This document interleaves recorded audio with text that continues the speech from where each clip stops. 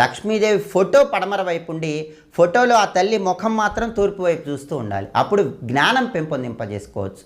విద్యార్థులు విద్యారంగంలో విశేషంగా రాణిస్తారు. ఇంట్లో పిల్లలకు మేధాశక్తి పెరుగుతుంది. అలా కాకుండా లక్ష్మీదేవి ఫోటో తూర్పు దిక్కులో ఉండి ఆ తల్లి ముఖం పడమర వైపు చూస్తూ ఉన్నట్లయితే ఇంట్లో ఉన్న వాస్తు దోషాలన్నీ తొలగిపోతాయి. కాబట్టి ఇంట్లో వాస్తు దోషాలు ఉన్న వాళ్ళు ఎవరైనా సరే లక్ష్మీదేవి ఫోటో తూర్పు దిక్కులో ఏర్పాటు చేసుకోండి.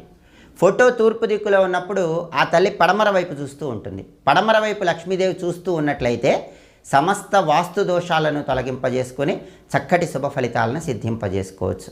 అదేవిధంగా లక్ష్మీదేవి ఫోటో దక్షిణం దిక్కు వైపు ఉండి ఆ తల్లి ఉత్తరం వైపు చూస్తూ ఉన్నట్లయితే సమస్త సంపదలు కలుగుతాయి. అనేక మార్గాల్లో ధన ఆదాయాన్ని పెంపొందింపజేసుకోవచ్చు.